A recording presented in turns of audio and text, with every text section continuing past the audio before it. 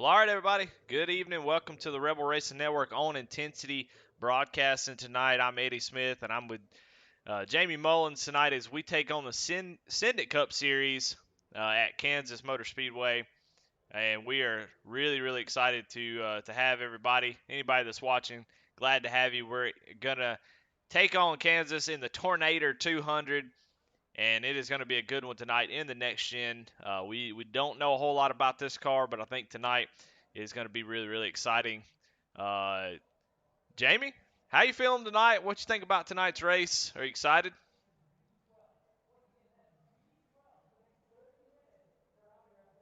Be as good as you when it comes to broadcasting, but I'm really excited to see what these cars will do around this mile and a half.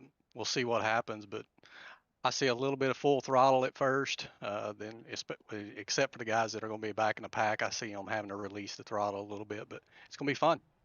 Definitely going to be fun. Well, they are gridding up as we speak, so let's go through it real quick. Figure out where everybody started, and you see it on your screen right now. Fry Hubbard with the pole. He's going to take home the Chuck Peg Leg Pole Award tonight. So, Fry Hubbard, congratulations. He starts inside the front row, outside front row. Jonah Colbert starting third. Garrett Kinder.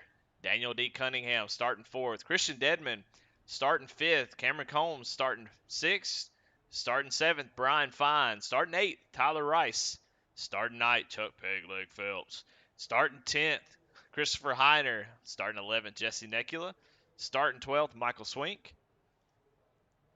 Starting 13th, Josh Lokenvitz. Starting 14th, Justin Ray. Starting 15th, Charlie Gates Jr. Starting 16th, Justin Miller. Starting 17th, Spencer Gay. Starting 18th, William Griffith. Starting 19th, Steve Loving. Starting 20th, Charles Stevens Jr. Starting 21st, Jason Warren. Starting 22nd, Christopher Tate. 23rd, Stephen McDonald. Starting 24th, Brandon Pollock. Starting 25th, Kai Shepard. Starting 26th, Josh Oswald. 27th, Matt Clemens. 28th, Ryan Huff. And rounded out the end of the field in 29th, Brandon Wallace. So getting ready to get this thing underway. Don't really know what to expect. This is a lot of these tracks, and this car combo is going to be new. Jamie, have you spent much time in the new next gen car? Well, my first race was in this car was last week at Michigan, and if it tells you how much I knew about it, it was, driving around for about 20 minutes, figured out that the car actually had fifth gear. I was running around in fourth. Well, So no. well, what we saw last week in Michigan was very, very much like what you would see at Daytona, Talladega. Very draft heavy, full throttle, not really ever letting off the throttle. And tonight, a little bit tighter corners. It's a night race. I don't know how much grip you're gonna have, so we'll have to pay attention and see how much are they having to lift, or if it's just full throttle the whole time. And I would imagine it's probably going to be full throttle majority of the time. So last week, Josh Lokovitz taking home the victory at Michigan, and Jonah Colbert winning at Daytona. So two winners already. Going to see if we can get a third tonight or if we have a repeat winner. But right now, Fry Hubbard on the pole, getting ready to go green. Um, And he did. He laid down a blistering qualifying speed of the 31.041. So, uh, Yeah, absolutely. For a fixed setup, being able to get a little bit extra time, it definitely shows how good of a driver he is. But the pace car is off, getting ready to go green. 133 laps at Kansas Speedway. And green flag is out. Let's see how these cars are going to react here tonight as Cameron Combs gets a good jump on the outside, but Garrett Kinder all over the back bumper of Fry Hubbard as they go down into turn one with pretty good advantage on the bottom side. Already, Jamie, it looks very similar to Talladega as you've got a couple different lines, and the ones that got hooked up, the ones that kind of took off there. yes, sir. They're really running at it full speed this time. Especially first and second, they're kind of pulling away from the pack just a little bit, but I expect the pack to catch back up to them here pretty soon. Yeah, and I think that's going to happen because Garrett Kendrick goes up to the outside. That's going to break that draft up and brings all the cars with him. You see Christian Dedman, Cameron Combs starting to work their way back up. Now, so far, what I've seen out of these next-gen cars, they have been pretty much wide open the whole time. You never really have to lift. So it takes a little bit, to me, a little bit of the, the driver out of the car. But there is still plenty of skill in running like this. You have to position yourself in certain ways. You have to make your moves at the right time. You have to use the draft. Same rules that apply when you're racing at a super speedway track. And so you have to put yourself in the right position. You could, if they're 2x2, 10 rows deep, and it's 3 laps to go, you can't be in 30th and come up through the field just real fast. So, no, you can't do that. Got to put yourself in good position. So right now, Garrett Kendrick doing that, getting out front, controlling the lead so far, as it definitely looks like a super speedway race. It is. The first few laps of these things, these cars will really go about just anywhere you want them to go. You got to plan your moves, pretty strategically, because you're going to get runs on these cars. You got to plan it out the way you know where you're going to go and runs that you're going to have on the car in front of you.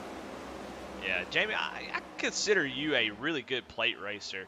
And I don't know if that's true or not, but I definitely think that I always seem to talk about you, especially in the Super Speedway Kings and the different series that we have. Anytime we go to Daytona, Talladega, tell me what's your strategy and how do you plan your runs? Because you get runs every straightaway on somebody in front of you, but most of the time you're lifting, just trying to be patient. And you'll see some guys that can't wait to get out there. What's your kind of strategy as far as how long do I wait? When do I take my move? That type of stuff. Well, about the first third of the race, I'm just kind of waiting for things to play out the way that it should play out. People are going to get aggressive. They're going to try to make moves quick. But it's just patience. I mean, that's all you can really be is, I consider myself lucky because a lot of times I stayed out of a bunch of stuff. Of course, I didn't fare that well at the end. I got caught up in the mess, and, Steve took it away from me, but he earned it. So, I mean, I was just in the wrong place at the wrong time, and he was in the right place at the right time. But there is a little bit of skill in this type of racing and draft style racing like this. A lot of people say it's luck, but I think, it's probably about 90% luck and about, I'd say, 10% skill when it comes to. Oh, I thought you were going to say 10% concentrated power of will. Okay. It is. Well, yeah, basically is what it is. Yeah, well, right now, I'll tell you what, who's showing a lot of skill, Garrett Kendrick. Even with the way these cars drive, he is controlling these 2 lines. He's creating a pretty big wake out there, and he's able to control both of these. As one line gets close, he is moving up towards the top, blocking that. You see as Cameron Combs starts to creep up there, he sneaks his way up there and blocks that line. These cars are very, very, especially you see how tall that spoiler is. We'll actually go, as we've got some green flag racing, we can actually talk about this, see if we can kind of look at these spoilers. You can see it's really hard to kind of see, but there's like a transparent spoiler that goes up above the spoiler that you see there on the back, and it causes such a huge wake, causes so much dirty air, and so you can definitely cause the driver behind you to be have a little bit of handling problem. But he stays low, and Cameron Combs gets a nice push from Brian Fine in that 57 machine and has pushed that line out towards the front. Let's see what Cameron Combs decides to do. He's going to stay up top or try to jump down in front. But so far, side by side for the lead, and Ben Green. Hell, you know what? After a lot of the racing we've had this week, I'll take some green flag racing, I'll tell you. Exactly. And I've been noticing the top three cars up in the top line, they've been pretty much hooked up. So I'm not really surprised that they was able to get a run like that on Garrett. But what I was really surprised about was how Garrett kept that lead out there by himself for a while and maintained the gap. Ooh, as Fry Hubbard gets a little tight there, we're starting to see as we're getting into lap 10, we're going to start to see tire changes. And Fry Hubbard gets a little tight in the middle of the corner, and you see, man, wow, as soon as that happened, he gets out of that draft, and he is stuck in the middle, and guys are just going on around him. So see if he can – he's trying to get down at the bottom, but he is just man, they are leaving him out to dry. You see on that back straightaway just how much time he loses there. So Fry Hubbard's He's in starting that on the no pole. man's land. Yeah, starting on the pole. He is in trouble. He just can't get anybody. Just somebody let me in. Hey, if I got a friend, look for your teammates. Hey, let me in. Michael Swink goes down on the apron. Don't know what happened there. He's down on the bottom. 3 wide back here with Josh Oswald, Brandon Wallace. Don't know if he had a problem or he just wanted to get out of that mess. I don't know. I think it was the latter. I think he was seeing what was going on in front of him. He was like, I don't want no part of it right now. Ooh, so we see Garrett Kender think about going into the middle, try to take that 3 wide, and thinks better of it, backs out of it. But so far, pretty good little race, exciting up here, at least in the booth. It is. And Kevin Yeah, Kender, right. Kevin Kender in chat, he says, "Dang, that's a good-looking car." And I'm 100% assuming he's talking about the 15 Milwaukee Chevrolet. Is that the one you're talking about, Kevin Kender? Go get myself in trouble up here.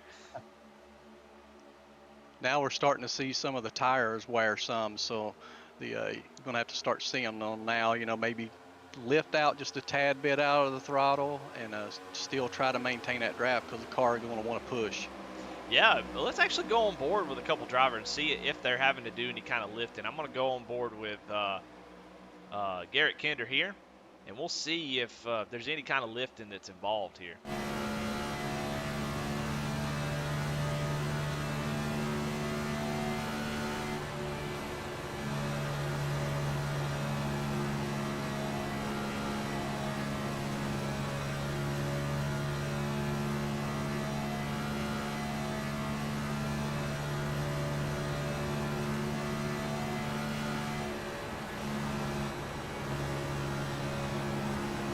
We actually do hear a little bit of lift as he's going down to the corner. But I tell you what, that draft is still huge. It's not much, and it's definitely enough to keep everybody as they got out pretty far ahead. But this whole pack done just came ran them down. So a little bit of lifting, so that should cause a little bit of separation. But he's barely lifting, so I don't know if that's going to be enough to really break up this draft. But one can only hope. Yeah, they're still kind of tight-knit packed up running in the front, and I guarantee you they still have a grip on that wheel, and some of their knuckles are white. So I can kind of relate to that. I've been there and done that with these cars, especially at Michigan last week. So I can understand and relate how these guys are driving these cars a little bit. Yeah, you see Brian Fine there in that 57 machine. He is doing a little bit of side drafting down on Garrett Kender, trying to keep Garrett from getting too much momentum in the middle of the corner. And you see Garrett kind of scooting up in the corner. I don't know if that's a tale of things to come, but I'm starting to see guys on the bottom, especially trying to enter in low. I think if you enter in from the top side, go down to the bottom, I think you don't have any issues. But it looks like guys entering in low. He's going to push up just a little bit. You see Christian Dedman get out of the groove a little bit, and here comes Chuck Pegleg Phelps all the way down to the apron as Christian Dedman goes 3 wide here. And let's see if Chuck can hold it down on the bottom. That's what I'm worried about as these tires start to wear. He does a great job as they are really tight right here. Nobody willing to give. Number 84, Jesse Necula, going to come up to the back end of Chuck, give him a little shove, try to get him out front. Yeah, and I think that'll do it. It'll push him in front of the 3. Yeah, 3 is in Fry Hubbard's position, was in earlier, and he is just stuck. Fry Hubbard all the way back into the 16th position after getting hung out to dry. Oh, now Chuck's going to get hung out to dry as Jesse Necula, who just gave him the shove, now goes down to the bottom and puts Chuck 3 wide, but without any help. Oh, it's so close. Good Very grief. tight. Woo! That just goes to show you the type of caliper that we have at ORRL right there. Yeah, absolutely. He's some of the best right here. Door to door. I mean, you could put a piece of paper between them, and Chuck Pegleg Phelps able to get up to that top line. But let's go back up front, see what's going on, and here we go. We're starting to see a little bit of breakaway. I talked a little about this the other week. Is the interesting part, I think, Jamie, about these cars, and the way these things are going to drive, is that you have to work together. And that's something that you really don't do much outside of Talladega and Daytona. But a lot of these tracks just being so wide open, you've got to work together. So you see these 3 are just kind of being patient. They're not taking runs and passing each other. And you get back here and you see guys taking every run they get, going low, passing each other. and it's a lot of fun. But you start to see the breakaway that these three drivers have. As soon as I say something, Garrett Kendrick gonna look to the inside of Cameron Collins. But it seems like you really have to work together to stay in the draft. And if you get over there and get too aggressive, pass too much, you could end up losing the draft with some people that are working together. Yeah, you do have to have some friends here, and it's not good to have enemies because otherwise they'll leave you out in the middle. Uh, but these top three cars here are starting to figure it out. But I think they probably got a little tired of running nose to tail and said, "Hey, let's race for a little bit." Yeah, well, and you see exactly what happened is now Chuck is able to run them back down as they create a dirty wake of air for each other, and Garrett Kinder passing Cameron Combs, and now these two side by side. You see the 75 machine breaking into the picture, so the pack catching right back up. So it looks like if you can get a couple guys willing to, 2 or 3 guys willing to work together, you can actually pull away. And see Cameron Combs block the run from the 75. Yes, sir. But Yeah, I'd kind of like to get an idea of what their heart rate is in these cars. I wish some of these drivers would wear a heart rate monitor like how they do in the real life. I'd like to see how high it's getting. well, I've seen some of these drivers in real life, and their resting heart rates around in the 80s anyway. So I'm sure they're about to blast out of their chest. Now, I can almost guarantee you ain't got no marathon runners in here. I, for one, ain't one of those. I get tired watching one. Yeah. Yeah, 5 minutes of a marathon, I'm like, woo, I got to take a break. Yeah, these guys are making me tired. Yeah, it's going to be, it's talking about the draft, and the racing and stuff. It is frustrating because you can't control everybody. You want to be able, you say, well, man, just get behind me and roll. We see Cameron Combs get into the wall, gets tight. Oh, yeah. Yeah, he was down low, and it's an interesting arrow thing here. You get down low, and somebody, you have some air on the front end, and you cross over coming off the corner. You come up off the corner and cross over someone's back bumper, and you lose all that front downforce. That car just sails to the wall. It does. You get in that bad air off of that car ahead of you, and it just wants to keep pushing and pushing, and you're like, well, when's this going to stop? Yeah. But so far, 25 laps in of 133. It's going to be a long one, but so far these guys are being smart, being smooth. We are still under green. No cautions just yet. Ratchet Miller going to kill me if he's watching because I probably just jinxed him. But it is getting feisty up here at front. Chuck Pegleg Phelps has been moving forward. He has to check up a little bit. That's going to hurt him. But it looks like Jesse Necula. That's what I'm talking about. Somebody working with you. Knowing that, I could take every run that I get, but you know what? If I just hang out and we work together, we can make some runs here. So you see Jesse Necula doing just that. Hey, I'm willing to work here with Chuck, get myself up to the front. Now, what I was going to say earlier, it's so frustrating when you're doing this type of racing, and you got that one guy who keeps wanting to jump out, and you're trying to run down a group, and you're like, hey, man, just stay in line. Just stay in line, we'll catch them. It's hard to do that because, you don't know what's going on in the car that you're trying to stay behind or who's behind you, so you have no idea what they're going through. Even though it is frustrating, and find out a lot at the super speedways. It's like, why can't you stay behind me? Just help me, push me. Yeah. But I have no idea what's going on in their car, who's behind them. Maybe he's getting bad air off of that individual. So. That's right.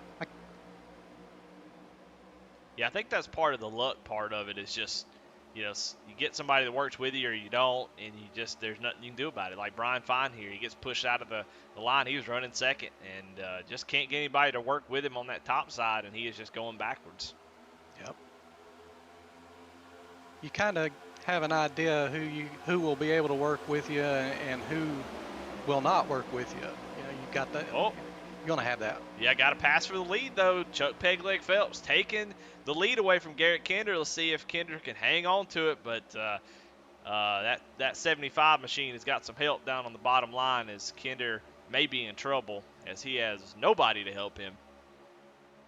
His teammate. Yeah, I've been real impressed with Chuck. He's really can wheel one of these cars. Yeah, Chuck. Oh, we got a car really, really tight there. Josh Lukovitz got really, really tight in the middle of that corner. Almost pushed up the track a little bit. Brian Fine is trying to get something going. He's got a little bit of help now. Let's see if he can work his way back up there. That side draft is very powerful in these cars. You'll be able to hear it in your engine. It'll sound like you'll lose a bunch of RPMs and everything from the side draft in these cars. Yep. Well, speaking of side draft, here comes Jesse Necula getting a little side draft on Chuck Pegleg Phelps. See him get close and then separate. He tries to put his left front to that right rear and pull Chuck back and then separate after Chuck gets to his left rear, so he doesn't pull him right back. And Jesse Necula out to the lead.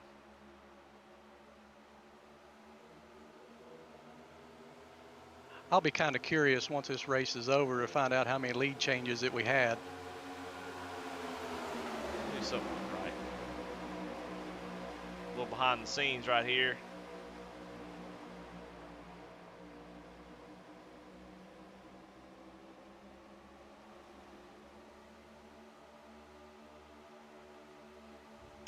Pretend y'all didn't see that.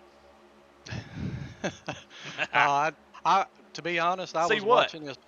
Yeah. I didn't see anything. I'm watching this gaggle of cars. This is really exciting and what these guys are doing.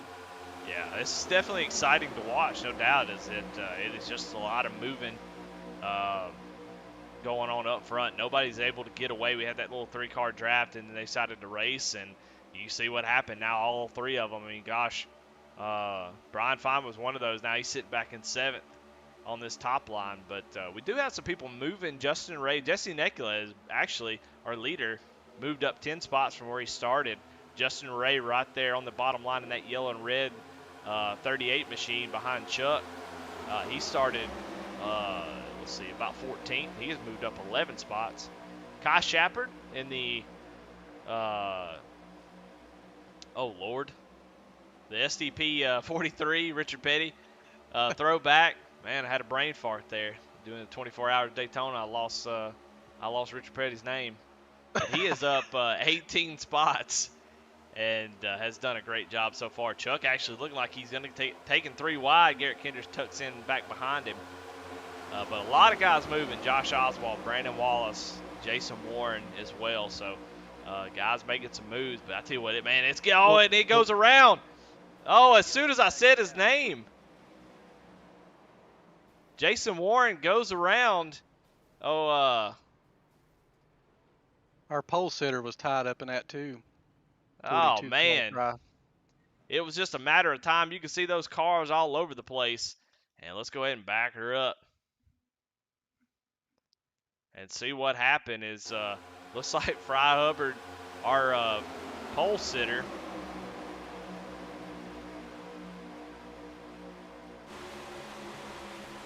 Jason trying to just get off the gas a little bit, looks like. And Fry was not exactly ready for that and just drives in there and they get collected together. And, man, I tell you what, it caught a lot of drivers right there. Yeah, it looked kind of weird how Jason was able to get out of the gas like that. I don't know if he was thinking the 57 was going to come down on him and he had to lift and that caused it or what, because Fry caught him pretty quick. Yeah, it looked like he was just trying to, maybe he was getting tight down there on the bottom and just needed to lift to get a better angle. But, Yep. yeah, Justin Miller gets involved with that. Let's go back and see if we can see what happened from his point of view. Like he was in Days of Thunder here. He's back from the field just trying to maybe stay out of the issues. And, he's trying to get through it. Oh, man, just a perfect pull shot right off the corner, right into the pocket. There was a lot of drivers caught up in that you'll have to come in and get some repairs. And yeah, all the leaders are down on pit road now. Yeah, sorry, Ratchet. I did call that, and then I screwed it up. Broadcaster curse already. Well, no fast repairs in this series. We don't do that in the Cup Series. That's why you usually see these pretty clean, as they take care of themselves pretty quick, as there's a lot of drivers going to be out of this one already. So you have to keep your car clean. But so no fast repairs. So guys are going to come in and get their normal, optional, or required, come back out and try to do something. But poor Fry Hubbard will try to get a good shot of that car. You see he's going to be in trouble. Well, yeah, there's no arrow on the front of that car. Yeah, he's gonna be like a brick driving down the road. That ain't gonna be no good. So already didn't take long. In a blink of an eye, guys went from in contention to being out of it. So after 37 laps, though, we still got over a little bit less than 100 laps to go.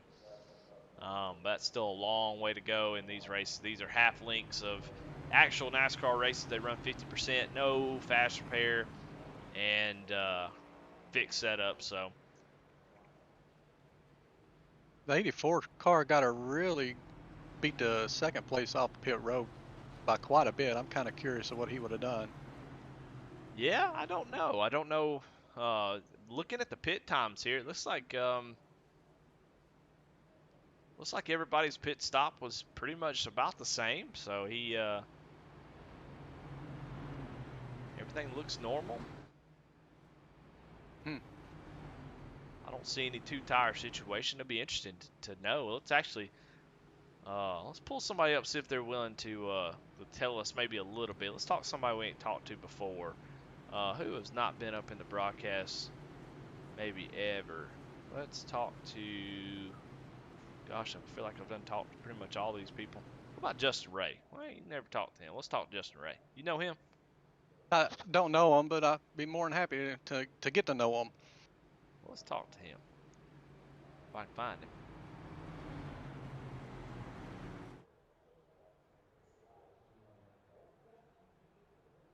Well, that may be a reason why we never talked to him, because he ain't in Discord. We may be running out of time. Let's see if we're getting the lights off. Lights are off on the pace car. We'll catch somebody. I'll be thinking about somebody and try to get somebody in here and talk to them and see. I want to know what the tires are going to be like as I don't know how much tire wear there actually is. So far, a lot of these races, tires really haven't been that important, but we have seen guys having to lift here. So if you have to lift, that means the tires are giving up. And so that means tires will mean something. At Daytona, Talladega, yeah. You don't ever take tires really because they don't really mean much. But it seems like it is going to be kind of important at least. So you might see some two-tire stops, some guys trying to stay out. We might see some different pit strategies as the race goes on. Yeah, I'll be kind of curious to see who goes deeper into the race. Who's going to be the gambler?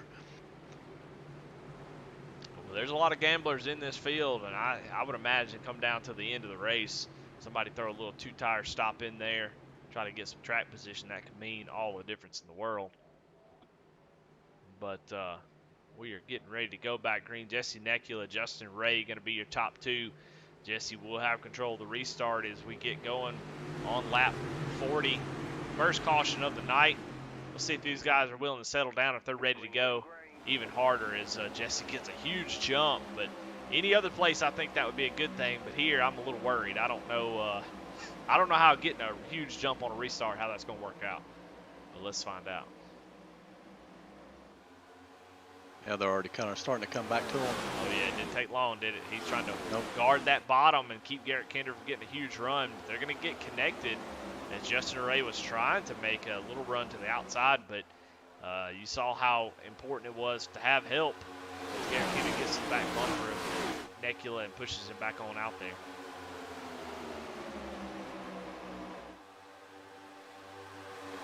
Now, it looks like we have two fields kind of. You got about 16 cars here in with Cameron Combs, who's running up front. And then about a second and a half back, you'll see Spencer Gay and a couple damaged cars. Looks like Jonah Colbert, Daniel Cunningham, and Steve Loving. These are the JC Motorsports entries. They are kind of hanging back like you would at Daytona Talladega, Jamie. Seems to be a little strategy call there.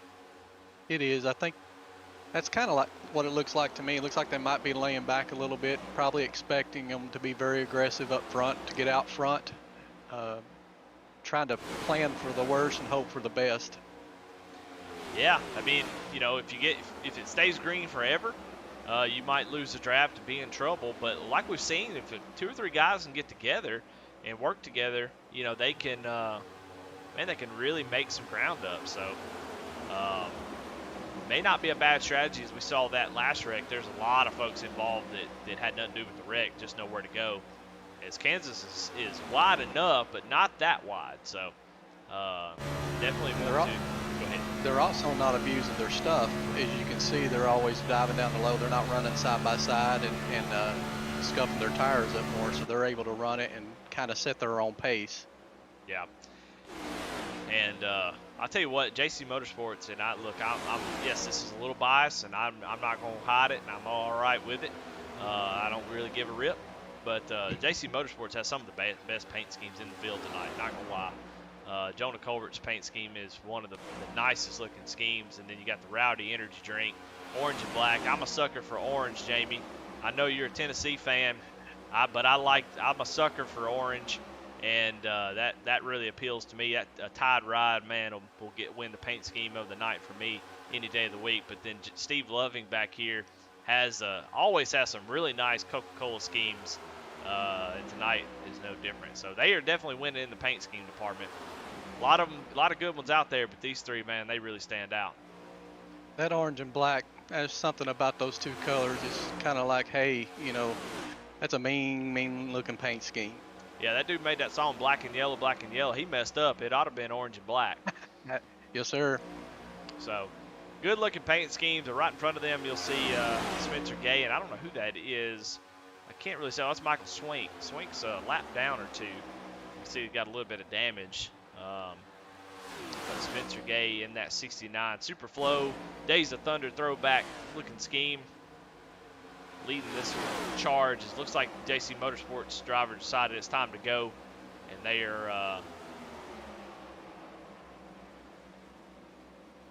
on the move. Yeah, on the move. Decided, well, you know what, we're losing a little bit of time. Let's go. So they got a damaged car. Looks like Fry Hubbard with his modified out there. Yes, and that can make for a boring night, but he's still chugging along, still trying to pick up some valuable points. Absolutely. Well, with those, with no fast repairs, if your car's running, sometimes that could be better than most. Is a big wreck happens and the guys blow their motors. Yes, you scoot on by at about 80 miles an hour and wave as they're sitting in pits. So, that's how you make the best out of that's how you make the best out of a bad situation. Well, you show up and you're committed to show up on Saturday nights and race these long races. You get taken out early. If you can keep running, man, I'm going to get my time. You know what I mean? Not only that, it's hard telling how many more positions he might pick up from the leaders if they wreck and blow their motor. So there's other positions you can pick up. Yeah, so you see they got the top five here, kind of single file, working together, being smart. You got Garrett Kinder. You got Christian Dedman, Jesse Nekula, Justin Ray, and Justin Ray decides he's ready to go, and he goes underneath of Jesse Nekula and breaks this little single file up. And you see, you can't always get people to work together. They got their different ideals, like you said, about what they want to do, and that's totally good. But you see, as soon as that happened, those two up front kind of scoot away, and the whole field just pulls right back up to them. And so now it's a big pack again, as these will likely run these two down. It doesn't seem like two cars can really do much.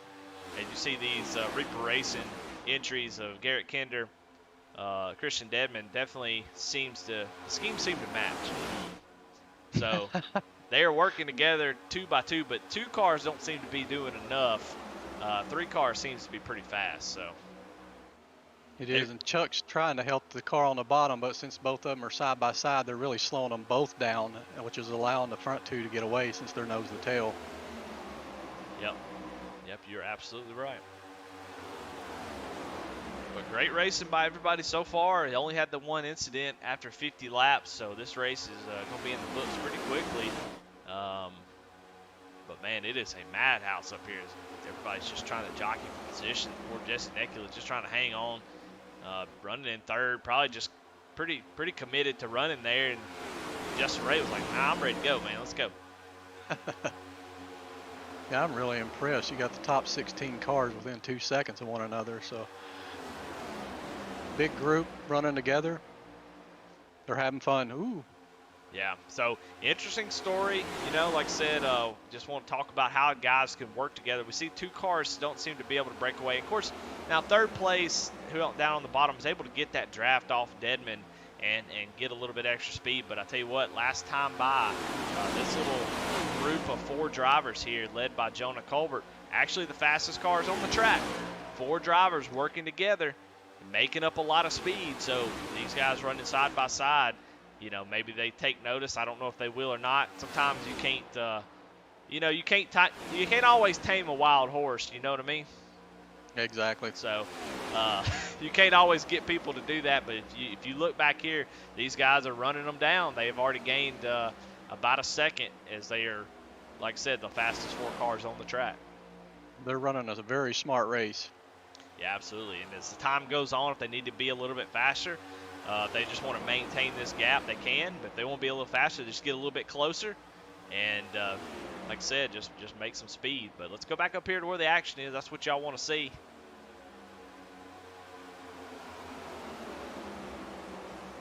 Yeah, Kevin Kinder in chat. Ratchet Miller saying that,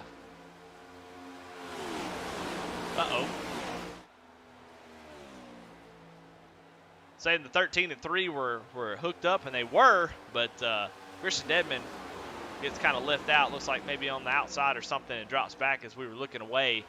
And it didn't take long as Justin Ray is now all over the back bumper of Garrett Kinder, trying to look for a lead. They're trying their best to get a run on the car in front, but it's so hard. Once you get that run, you have to have somebody go with you in order to make that pass. Otherwise, you're just going to stall out.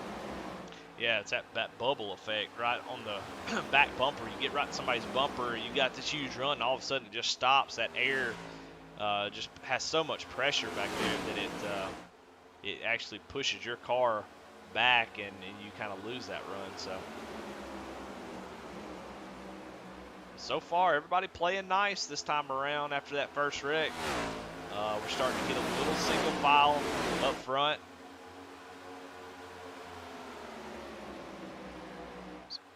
See Kai moving up to the 4th position, so he's making a good run toward the front. Yeah, up 21 spots. He is just being slow and methodical. A lot of guys trying to get there as soon as possible, making moves, getting left out to dry. But Kai's kind of been, every time I've gone to him, he's kind of been on the bottom, and he's just being patient. You know, he's letting guys, you know, go to the high side and get shuffled out. But he is working that bottom side, just hanging behind Chuck. And, man, it's rewarding him as he is all the way up to 4th place right here in the hunt for this win. You know what? I'm going to be honest with you, Jamie. I really hate these cars. I'm not going to pull my punches about it. I can't imagine what it's like to drive these. It doesn't seem like fun, but honestly, this track, this car, looks like it might be a little bit fun. And as far as watching and broadcasting, this has been a lot of fun so far. So it does look like it's this car and track combo seems to be working out well. There go Chuck for 2nd position. Yeah, kind of roots Justin Ray out of the way. Says, excuse me, pardon me, coming on through. And there you go. Kai Shapper just following along, staying right there on the bottom. And he has now moved up into 3rd place. You see Christian Dedman right behind him trying to get back into the thick of things. Justin Ray now the odd man out as he is all alone up there on the top side. So making a move, trying to go ahead. Sorry. There's another little group that's got a little race going on back towards 10th, 11th, 12th, and 13th. They're racing pretty hard to try to work their way back up to this lead pack. Yeah, Cameron Combs, he was at the back of this little pack earlier and has moved his way back up to the 10th. And let's go ahead. Let's go back here and check on this JC Motorsports. We'll look out the front end of Jonah Colbert. And we can see that pack getting a little bit closer as they start to fan out. They've been able to run them back down and caught the end of it. They see right in front of them, I believe that's, I don't know if that's Charlie Gates or not yet, but it must be. So they have caught the wind of the 2nd pack right here as they've been able to make up over 2.5 seconds now on the whole field, running nose to tail. So they have been able to catch back up now. It won't take them too much longer, and they'll be right there in the mix. Got a crazy battle back here to see Brian Fine going to the outside of Jason Warren. That 32 car has seen better days. Still Yeah, on he's the lead got lap, a lot though. of damage. Still on the lead lap. Seems to be, I don't know, seems to be able to keep up. So car maybe looks worse than it actually is he's still hanging around in this this main group here. As long as he's able to sniff that draft, I think he'll be okay. The front of his car don't look too bad. It's the back. So Right. hopefully he can still maintain. He's doing a pretty good job maintaining as he comes up on the back end of the 57. Let's go back up front. It's Chuck Pegleg Phelps has taken the lead away from Garrett Kinder. Garrett Kinder shifted back to 4th place as Kai Shepard. I don't know if he heard me on the broadcast bragging on him about being on the bottom, but I guess he got rooted out of there and he's on the top side now. But right now, Chuck Pegleg Phelps is in control of this race. You know, I don't know the you see Justin Ray. Justin Ray he is not around to play. He didn't come here to hang out and giggle. He's here to race as he is looking underneath the Jesse Nicola. Nicola kind of shuts the door on him. But Justin Ray's been one of those that's been aggressive, you know, willing to pass somebody if they open the door. And, you know, sometimes that's the best way of doing it. I mean, he got shuffled out and has worked his way back up to the front, but he's got a lot of knowledge about how to ooh, Chuck gets a little bit loose there. Looks like he had to get out of the gas. Nicola going to go to the outside. Right now he just has no help on that high line, so that may hurt him a little bit, but I don't know if he didn't have a choice where he saw Chuck get loose, maybe he had to think he's going to make a move and get around him, but. Right.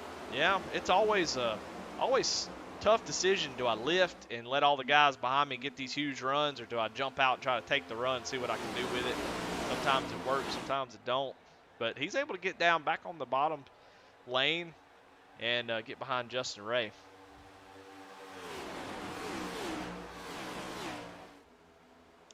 Well, fuel strategy is something that I don't know. I don't know how far these guys go on fuel. We went green with about lap 40, so we've been going for almost 30 laps now. And so we'll be interested to see how long they can go on fuel. Probably can go about 60 laps if I had to guess. Yeah, I'm unsure. Of course, the leader, of course, going to burn the most. Him being full throttle, the guys behind him can kind of save a little bit more, letting off. So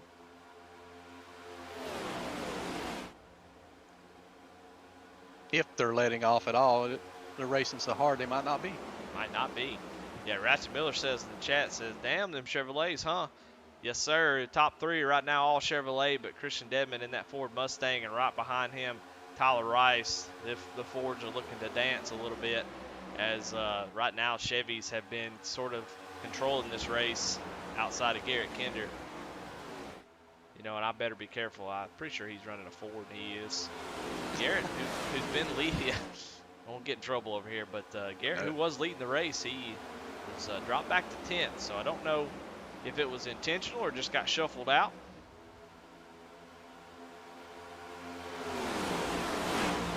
Well, I'll tell you what, Jamie, after 70 laps, just a little over halfway, who do you think's got the shot to win tonight? We'll go ahead and make. Oh, as Tyler Rice goes around and collects Brian Fine and Josh Lokovitz, last week's winner.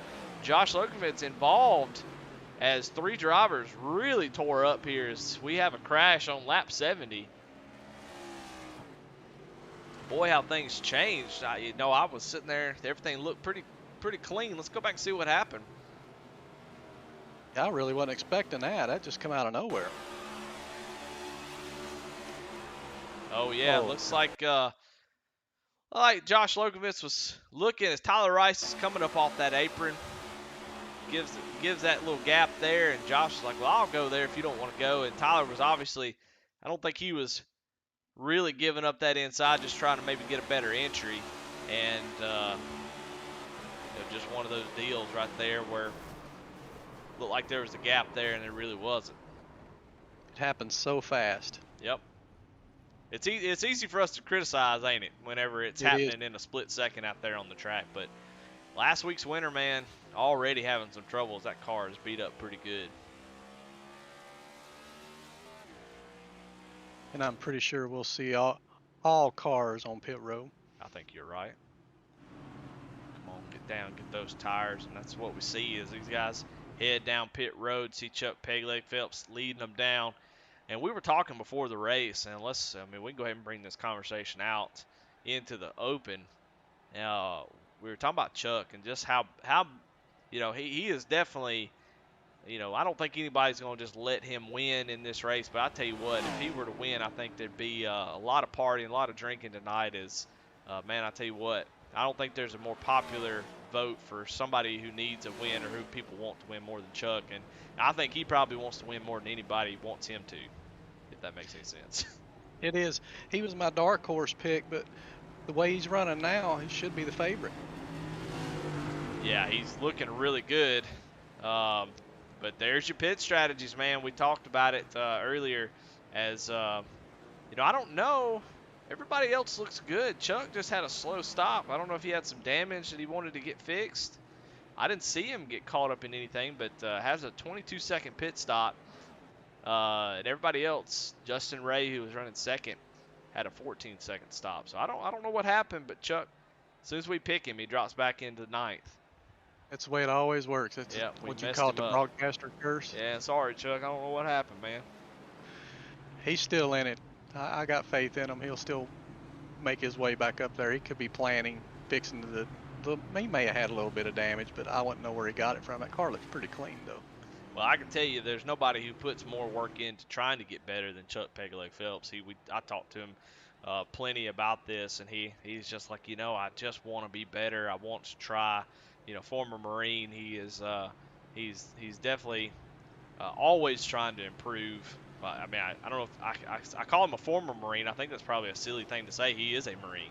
I don't think you ever lose that. So you don't. I missed that. I messed that up bad. But he is definitely a Marine. If you ever see a picture of him, he is a Marine. That dude's got arms as big as the Twin Towers.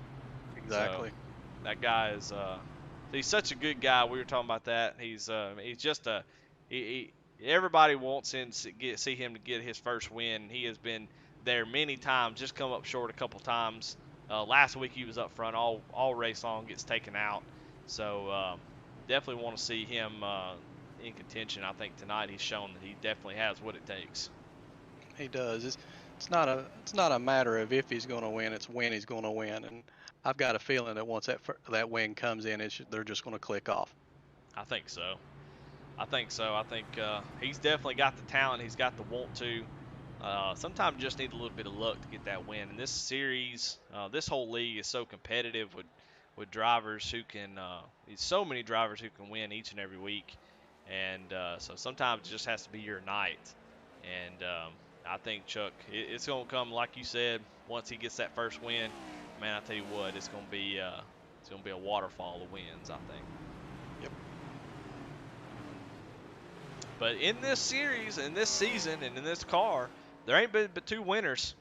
So we're going to have a lot of guys trying to get their first win of the season. So far, Jonah Colbert wins at Daytona in that 31 machine, and then Josh Lokovitz, who we just saw get caught up in an accident, he wins last week at Michigan. So a lot of these guys up here trying to get the first win of the season, get that one in the books, and lock your way into the playoffs as a win will go ahead and stamp your ticket. So a lot of hungry drivers in this field tonight. Yep. Well, all right, we're getting ready to go back green. Justin Ray wins the race off pit road, and will control the restart here. Jesse Nekula running in second on the outside there. Christian Dedman on the inside. Kyle Shepard on the outside for 3. As we get ready to go green, Justin Ray gets us going, gets a nice little start. See if Jesse Nekula is able to clear, get down to the bottom. He's not. And you see Kai Shepard just bail on that top line and say, nope, that's where I've been comfortable all night, right here on the bottom. And that's exactly where he goes, as Jesse Nekula is now waving his hand out the window going, hey, anybody there? There is somebody. Garrett Kinder in that 13 Ford Mustang jumps up to the top side with William Griffith behind him. And, you know, the friend that Jesse Necula was asking for, he gets him. So he's got You a little got bit of help. Brandon Wallace. Yeah, Brandon Wallace in that Sunoco Racing Fuel 99 machine finding his way up to the front. Chuck looking on the inside. They have to squeeze each other here. Chuck found that open. He was like, hey, I'm going. And he is still looking down there. Brandon Wallace going to have to be careful as Chuck is there taking it 3 wide. Chuck said, I'm here to race, damn it.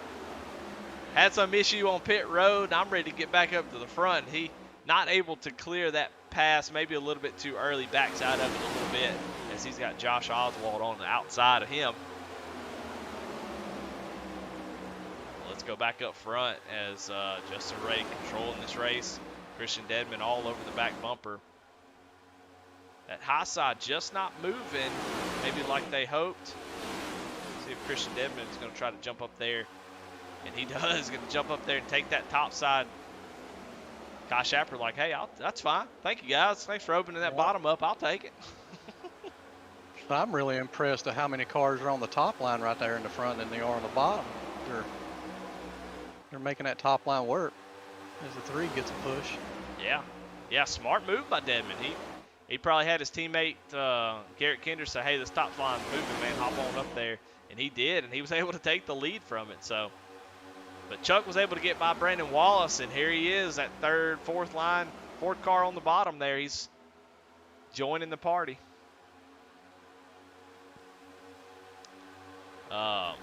As Kai Shapper goes around. Oh, man. Hard lick on the outside wall. We are under caution. Good grief. Let's just go ahead and rewind that right back up and see what happened there. Is maybe Necula was trying to get a little. Oh, no. Kai Shapper was trying to get up to that top line. He'd been running the bottom all night long and decides to maybe jump up there and try to get in that top line. Unfortunately, Jesse Necula was there. Them holes closed very quickly. He probably did hear clear, and then he went up, and then next thing you know, he wasn't. Yeah, just a blink of an eye. And these 2 cars with a lot of damage, front runners. Kai Shapper with such a great run. And one mistake, that's all it takes to ruin your race. You see Kai Shapper up here with smoke coming out of the back. That motor is done, so his night is over. Very, very disappointing way to end your race. He's having such a great run. So he was. Those 2 cars were running up front most of the night when we saw them, and I just hate that the two of the top runners were taken out. But that just tells you how quickly things change. Yeah, well, we talked about earlier, Fry Hubbard. He's smiling ear for ear. Is that the position for him? Yes. Doing what he's got to do to stay on the track, and he's going to pick up that spot. As fortunately, Kai's motor is probably done. Garrett Kinder had a little contact from that, and I'm looking at his car, but I don't really see any damage. So it looks like he just got a little singular bump, so no problem there. Yeah, Matt Kleeman was a lucky dog. He was 2 laps down. I think he's now 1 lap down now.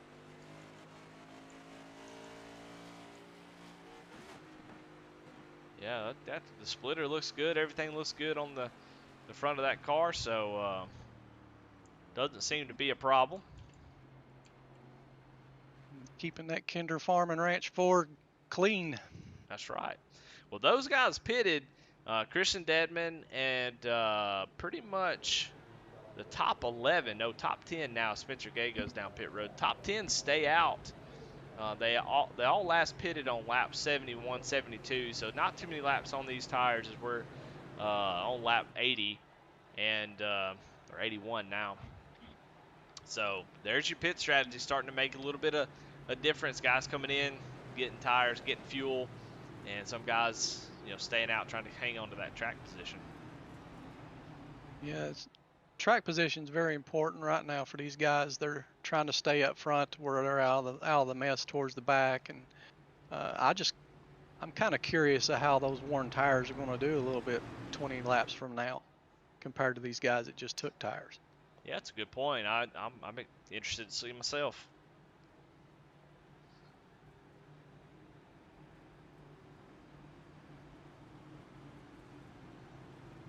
right. Chuck, Kevin Kinder Chuck. in chat saying again, that's a good-looking car, Eddie. So I'm assuming we're talking about the Littoral Pest Solutions 32 machine of Justin Ray. I believe that's who Kevin Kinder is talking about. So yeah, it is a good-looking paint scheme there, Kevin. You got a good eye for him. You see a Colossal Dump, his Twitch name, and got some pistons on the side. So yeah, I agree. It got a little intensity there, logo there on the car there. Oh, little Rebel Racing Network logo as well. So I see that too. my man. So yeah, I agree, Kevin. That's a good-looking car. Get myself in trouble. Kevin Kidder also says, I started watching middle season 1, and Peg Leg, in my opinion, has improved the most. Yeah, absolutely. I mean, there's no doubt about it. No doubt about it. There's been a lot of improvement here in this series. There's a lot of guys who I've seen in just 6 months go from, middle pack, maybe backpack type of racers, and they're up here fighting for wins. So a lot of guys have improved, put in the work. Chuck definitely at the top of that list. Looks like he made up a little bit from that pit road miscue. Now he's sitting in third, so he's still there. He's still in the contention for it.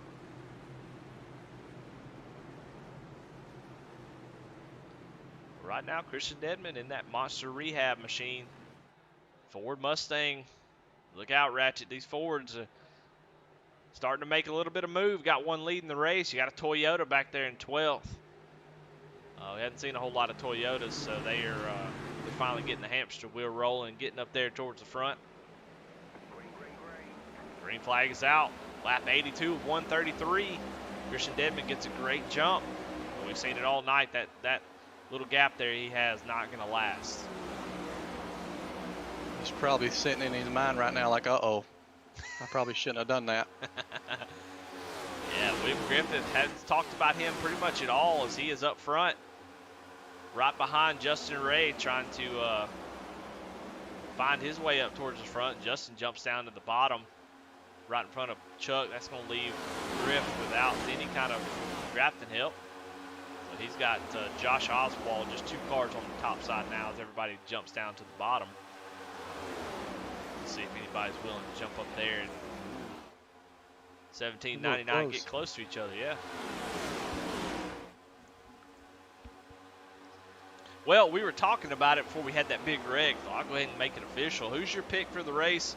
Who you got? Who you think is going to come away with this victory as we're starting to close on the back third of this race? I'm going to tell you, I'm going to go with Chuck. He's really impressed me. He was my dark horse pick for the race. I'm going to stick with him. I think he's my favorite. All right. Well, you know what? I am going to man, I got to say, Justin Ray has shown a lot of speed. He has been all over the track, been back, forward, up, down, left, and right, and still running in second. Has plenty of speed. I'm going to go with Justin Ray. I think he's got what it takes. He's shown he knows how these cars draft and knows the moves to make and seems to be making them at the right time, always being up front. So I'm going to say Justin Ray will pull out this victory as he is definitely shown a lot of speed. But there's a lot of guys back there who I don't think are showing their cards. And so we may see a winner come out of that backpack. But so far, I think Justin Ray has got what it takes. He does go high there, and I don't know if he's going to have anybody go with him. Looks like Brandon Wallace is going to sneak up there and go with him, maybe.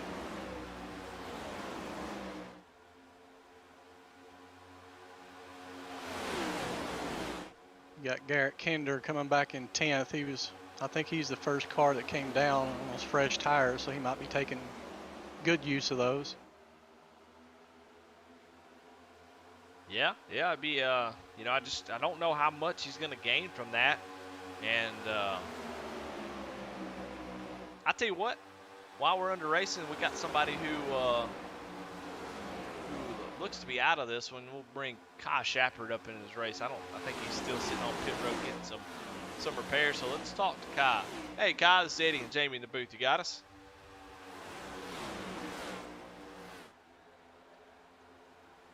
Kai, this is Eddie and Jamie in the booth. You got us? Yeah, man, I got you. How you doing? Man, doing all right. But man, it looks like a disappointing way to end that race as you are moving on up and trying to make your way slowly to the front, working that bottom line, and man, you're having a lot of success at it. Look like you just kind of got caught in an accident, but I don't really want to talk about that. What I want to know is tell me about tire wear. What does tire wear look like in these cars after a few laps? Is it, do you need to come get tires? How important do you think it is? So we were running about good for about 20 laps. You're having to lift in the bottom line, but about the 20 lap mark, those tires are starting to wear down, and we're having to lift almost when we're in the backstretch before we even get to the corner. And the tires were starting to screech a little bit. The cars definitely feel tight, even like 10 laps into the run, and when I went down for that first pit, tires were already down to 82%. So Oh wow, no kidding. Well, all right. Well, hey, I know you're still sitting on pit road. Do you think you're gonna be able to get that thing fixed up and get back on track? nah, man, not tonight. Wasn't Jesse's bad, mine trying to follow the 38 through instead of going down to the line. And I already reached out to Jesse. My bad. So I don't want to risk it with these guys racing hard. So gonna call it quits for the night. Well, all right, man. Well, hey, you still had a great run, man. You were looking really strong. I know it's a disappointing end, but still a great race, man. So you'll come back next week and get it done, maybe. Appreciate you guys up in the booth. Thanks, guys. Thank you, But Kyle. there you have it, Kyle Shepard letting us know about the tires, saying that they do wear out quite a bit. And I would imagine if you were able to stay on the top side and drive down off the top side down into the corner, you could probably stay full throttle. But these guys trying to protect that bottom line in that draft. He's saying you have to lift a little bit because the tires wear out, Jamie. They do. That's what I was kind of worried about. After 20 some laps, these cars are going to want to start to push up for the guys that are wanting to hang on the bottom and have to get out of the throttle a little bit. But Yeah, and we've already seen that a couple times where guys have push up in the entry in the middle of the corner, open the door for some guy to stick his nose in there, and so for if you're Garrett Kinder, he has made his way up into the sixth spot, he's got the freshest tires, so he will be the last person to have to deal with that as bad as others. So definitely going to see if he's able to use that to his advantage and get up towards the front. yeah, the top six cars are pretty much nose to tail. I think they're going to ride this out for a little while and see how things fall. Yeah, they do seem to be kind of settling down, don't they? Yeah, after 94 laps. But they are coming up on a lap car. It's really hard to sit. I'll be honest, I don't mean to laugh. It's a little hard to tell who that is. It looks like it's a number one machine. I believe that's Brandon Pollock. Uh, no, Christopher Tate. Excuse me. I'm sorry. Christopher Yeah, I Tate. was used to seeing the one car in other series of the Brandon runs. It's kind of different seeing another driver in it. Yeah, he's back here in the '04 Pennzoil car. Brandon Pollock is. So he normally runs the one in a lot of the series, but running the '04 tonight. Like an old Oh, Steve Park theme. Josh Oswald moves up the track a little bit in the middle of that corner, and that was enough for William Griffith to say, "Hey, all right, I'll take that spot." Yep. So move Garrett Kinder, William Griffith, and Justin Ray up another spot. It's Josh Oswald now getting shuffled out of this lead pack.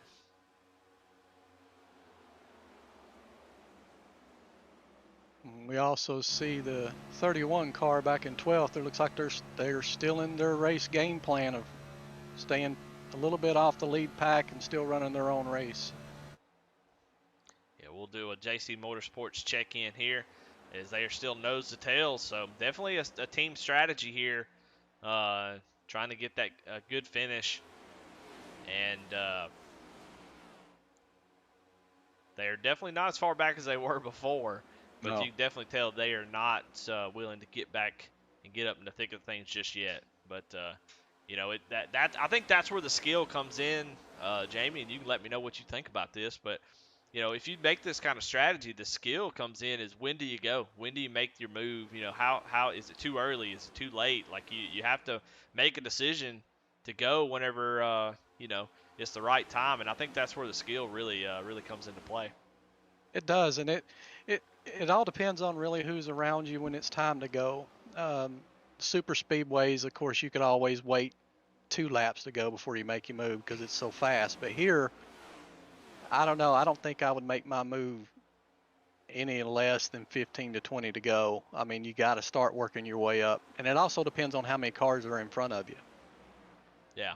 Yeah, I mean, as the laps start to tick down, like right now, you could probably make your way to the front as guys are really just wanting to chill out and ride to the end maybe. But as the laps start to tick down, man, guys aren't willing just to, stay in line. They're going to be jumping up, being aggressive, crowding the Exactly. whole track. So as we start to count down the laps, it starts to become a crowded mess up there, and you just, you won't have anywhere to go. So they have to time it just right if they're going to make their move. Looks like they might be making it now. Yeah, you're absolutely right. As we go on board with Jonah Colbert. They might have said, hey, these cars are really single file now. So, I mean, if we wait too much longer, they're going to be side by side and it's going to be even harder to get past. Yep. Somebody's in the wall. Christian Deadman. Oh, and Jonah Colbert gets run over from behind. Oh, no. They're trying to stay out of the trouble, and this is let's see what happened here is they're checking up for the wreck and just trying to avoid it, and the two JC Motorsports cars who were hanging back get into each other, but the wreck started here with Christian Deadman. As you see, his back bumper is gone. Let's go and see what happened. We saw him doing a helicopter down the front straightaway. Let's back this up and see. Man, he was running for the lead there. Going down the corner, and then we see that car pushing up like that. We've already talked about it as these tires start to wear out. And Chuck trying to take advantage of that. And Christian tries to close that gap there. And that's tight right there. That's real, real tight. That was very tight. And he goes around and adds a lot of damage to that monster car. He left the door open on the bottom a little bit, and I think Chuck tried to fill that hole, and unfortunately, they both made contact with one another, and the 3 car got the worst end of the deal. Yeah, you see that happening in plate races too, where the guy just kind of just chilling and riding, and kind of drifts up off the bottom, and he's thinking, oh, the guy won't pass me. He's been riding this whole time, and then the guy behind him is like, well, hell, it's 100 laps. We're hitting a lap 100 out of the 133. I'm ready to go, and you say, well, Henry, come on down, and then it's too late. So, Yep. man, that's a tough deal. That's just one of them racing deals right there. Nobody's really at fault. Nope. I don't think so. But Garrett Kinder using that strategy to his advantage. We talked to Kai saying that tires matter as the percentages were getting low, but Garrett Kinder making that strategy call for the lead and is going to stay out. Everybody else comes down pit road. He looks to be the only lone guy to stay out. So I don't know if that's a good thing or bad thing, Jamie. Well, he might be thinking clean air may help him a little bit. At least he's not in the back, Yep. up into the pack. So clean air might help him on those old tires. Yeah, he pitted last on lap 79, and these guys pitted on lap 101. So it's a little bit over 20 laps on fresher tires than what Garrett Kinder's going to have. So, but we do have some 2-tire takers. Is William Griffith, Jonah Colbert. Excuse me. Let's see. Yeah, William Griffith, Jonah Colbert, Jason Warren. And that's it. Everybody else took 4. Those 3 drivers taking 2 tires, so even more strategy calls. Yeah, a bunch of different drivers on different pit strategies. I'm kind of curious how all that's going to shake out.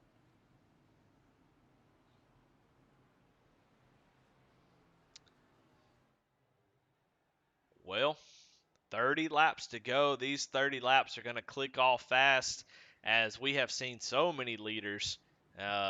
Three cautions, 3 or 4 cautions. So not a pretty nice race. it's almost like we're having stage breaks. We seem to have a wreck every 30 laps or so. And you know what? The next 30 laps will be the last lap. So I think I think that trend may continue. It may, but I can't be more impressed with the racing tonight. These cars have been grouped up, and these drivers have been doing a great job of hanging on to these things, uh, making the best out of a situation with the draft packages that this car has, and working it to their advantage. Tight group racing. Yeah, they've shown a lot of skill and a lot of patience and stuff too. So Chuck was there. Um, he was at the beginning of that wreck, getting in contact with Christian Dedman. He pits and falls back towards the back of the pack, running at 15th. So I don't know if he had some damage. It looks like his pit stop was normal. I don't know if he took an EOL or what's going on, but he's back here at the end of the lead lap cars. So Chuck, I'm showing he took an EOL he did. on the back end of that. Yes, sir. Well, all right. Well, he's got a lot of work to do, but that car's been fast, and I think he can get back up there. He's got plenty of time. But we are going back green. Is Garrett Kinder going to lead us down to the green flag? And green flag is out. First two cars get a pretty good jump. Yeah, they do. William Griffith getting on the back bumper of Garrett Kinder, going to push him out there. As these cars get wound up, this pack will probably roar down this back straightaway and run them back down. As we see guys moving, you see Josh Oswald moving down to the bottom side, trying to get himself positioned. Brandon Pollock pushes up the track just a little bit. That was a scary moment. My pick of the race, Justin Ray, moving back up through the field.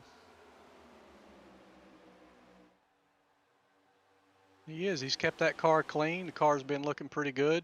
He's on the back bumper of Jonah, seeing if these two cars can work together and get toward the front. Yes, sir. Starting to see that 31 machine get a little aggressive. Both his teammates involved in that last incident. So I think he decided, well, okay, guys, it's time for me to move on. And he is up here fighting on the bottom side here as he's guarding that bottom all the way to the apron, guarding that low line to keep that 50 or 38 machine behind him. See Cameron Combs in that 15 car trying to make that top side work. Just didn't have any help yet. Brandon Wallace is 2 or 3 car lengths back, and he is falling back quickly as guys are getting single file for this last little run to the checkered flag. Excuse me.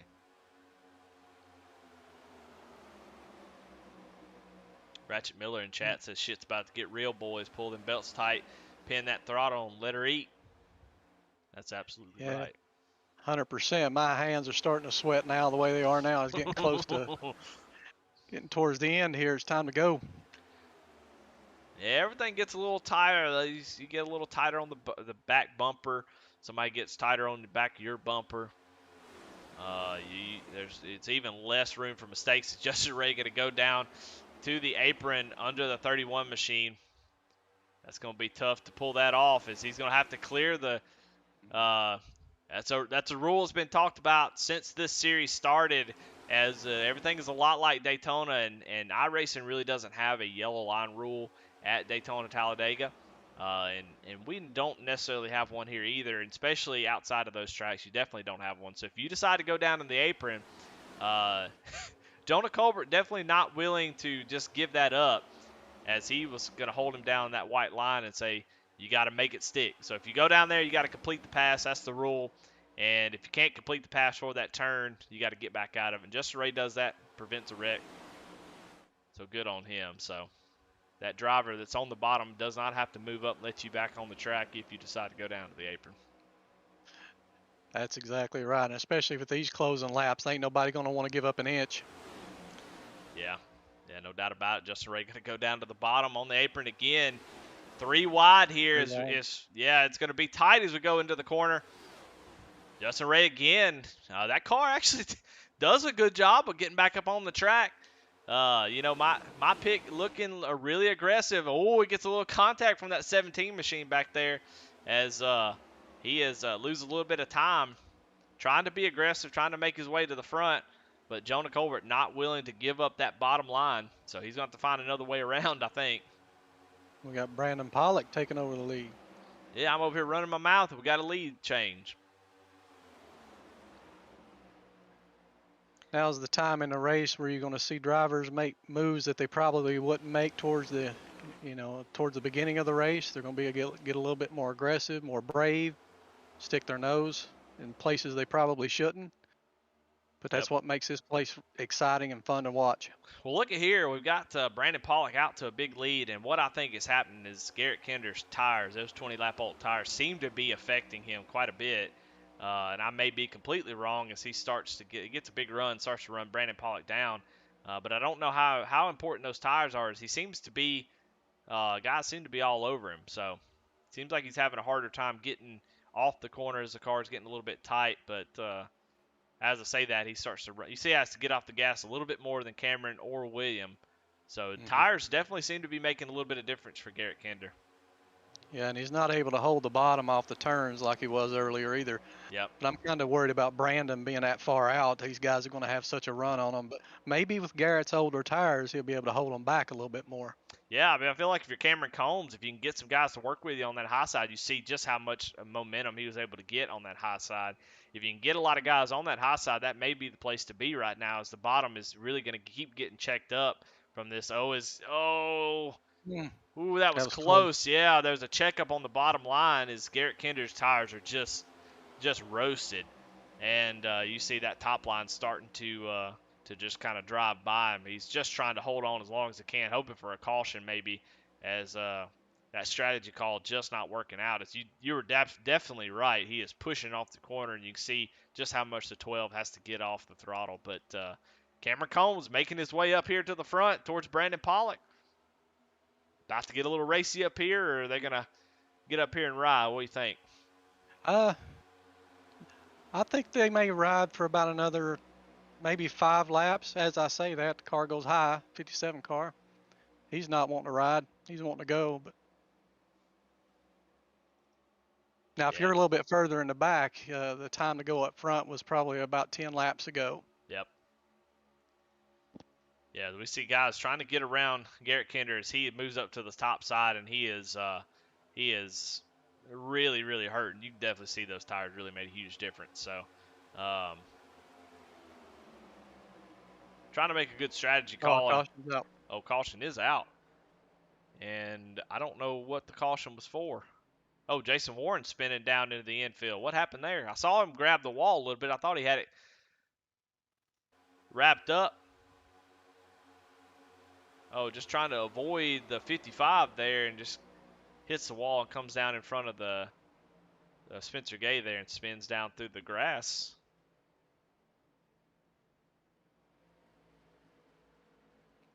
So caution is out with 16 laps to go. Oh, well, I tell you who's happy to hear that is Garrett Kinder, who was headed towards the back, in trouble if it went all the way to the end. Is definitely was having some difference. So he is excited to see this caution come out. Yes, sir. He's probably glad that was the only spots that he lost. So he'll come down and he'll get 4 fresh tires and be back in the mix of it. And I don't know if 16 laps or 13, maybe 13 when they take the green, probably 13, 12. Mm-hmm. Is that going to be enough time for him to make his way back up to the front? Yeah, that's a great point.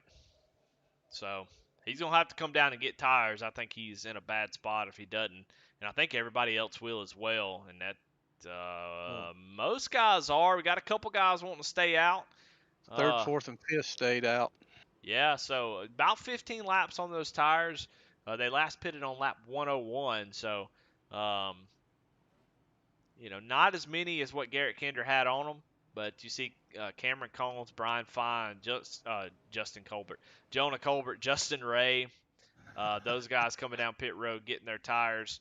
And then you got some guys staying out, Josh Oswald, Stephen McDonald, William Griffith, Brandon Wallace, and Chuck, and Jason Warren, who was involved in that incident, staying out on the track. So this is the strategy call, if what these guys are hoping for is that 15 lap tires is plenty. Going to be, it looks like about 17 lap difference in tires. And, yeah, it's a pretty good strategy call. If enough guys stay out like that, you really kind of control everything. And I don't know if 17 is going to make too much of a difference, but I don't know what Garrett had, like 20 laps. 20 laps, and he was able to hold it for a few laps after that, but then Yeah. he just started falling like a rock. So maybe these tires, but of course I think he had a little bit more laps on the tires than what was from the last time they pitted till now too. So I don't know what the gap was as far as laps between on those tires Right. at that time. So it's be interesting. I'll be kind of curious to see.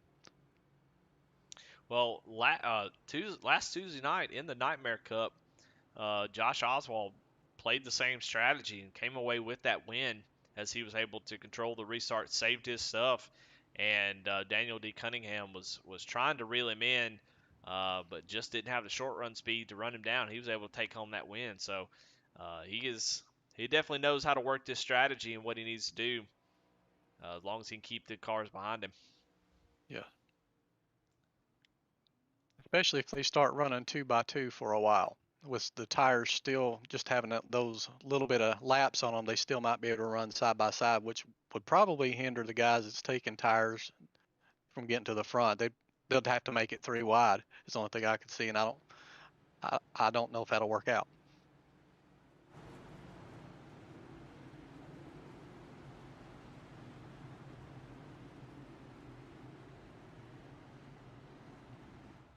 Trying to think which car was it that took 2 tires to stop before.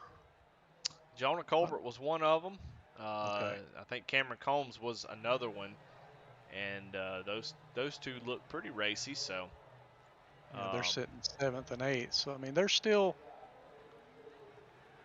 at least they got 2 tires that are fresher than the guys in front of them. So yeah, it looks like on that last pit stop, William Griffith was one of them. Garrett Kinder this time actually took 2 tires, and so did Jonah Colbert. So Jonah and Garrett took 2 tires this time as well. So even more strategy that I didn't notice till just now. yeah, I figured there would be a few cars that may gamble with that. I was kind of thinking which one would take 2. So now we know. Now we'll see how those 2 tires handle to those 5 that are in front of them that did not take any. Well, coming down to this, try to get this win. I think 8 tires is probably the best. So I think somebody might try to use 8 tires as they use somebody up to try to get this win. As I believe the winner can be anywhere on this lead lap. Exactly. It's going to be wild, I believe. I don't think we got our last caution, but it's going to be wild. Look, Chuck Pegleg Phelps after that EOL sitting there in 5th place. That's your pick. Your pick has made his way back up here, and he is in a pretty good position here to keep his nose clean, be there on the last lap. Chuck can get it done, but Josh Oswald, your leader right now, as we come down to the green flag, slow rolls this to the green flag. That's the first time I've really seen somebody do that. Brian Fine, yeah, there's a checkup back here. And it kind of checks up that bottom line. Josh trying to slow roll so people can't get a big run on him. That's a really smart strategy. Garrett Kinder jumping down to the bottom right in front of Chuck and push William Griffith as it's about to get wild. Let's try to get a little higher cam so we can see what's going on here. Is this little front pack is about to get wild. I can definitely see that. Steve McDonald in that 68 car trying to work that top side. The claws are coming out now. They're ready to go. Yeah, no doubt. Katie, bar the door. Yeah, Brandon Wallace working the inside of Steve McDonald trying to, you see Steve get down to that right rear quarter panel. Looks like Brandon Wallace gets out of the gas, but I believe it's because Steve gets on that right rear and kind of uses that side draft to pull him back, but that's going to lose that top side to Cameron Combs as Josh Oswald, William Griffith out here starting to pull away a little bit, but we are 3 wide back here for 5th and 6th place. Steve McDonald's going the wrong way. 10 laps to go. Real tight racing there, 3 wide. Yeah, Garrett jumped up to the top, and 15 says, I'm going to the bottom. yeah, that did not work out for Garrett Kinder. He tried to jump up there, and they were like, nope, not working with Yep, you. He jumped I down ain't to the having it. bottom, and he is now he's all alone as Jonah Colbert way out of the groove. 3 wide there with Steve McDonald. I hear Garrett coming over the radio hollering, Jonah! So he's wanting Jonah to come up behind him. Yeah. Like Simba and Lion King. Somebody, Exactly. anybody. Somebody help me. And yeah, Garrett Kinder, without any drafting help, he is falling like a rock.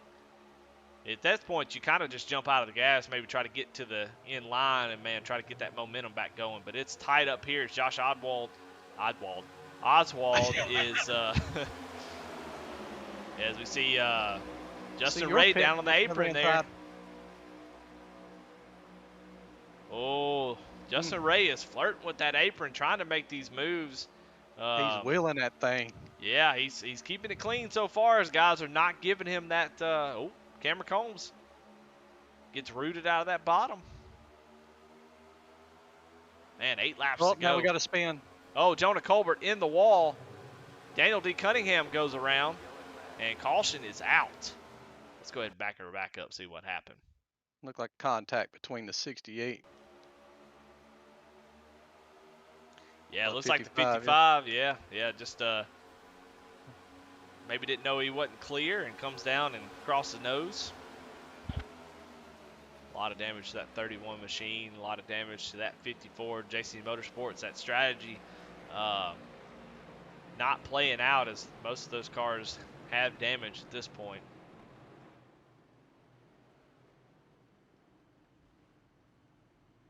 Damn, pace car driver getting it. He wasn't messing around, was he? He wants to be involved in this. What are you gonna do? You gonna pit here?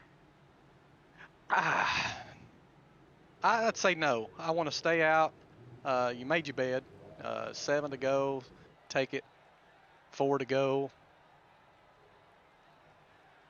I think you're right. I think, and everybody that wasn't involved in that incident, the JC Motorsports cars and Charlie Gates, they all go down pit road to get some damage fixed, but everybody else staying out.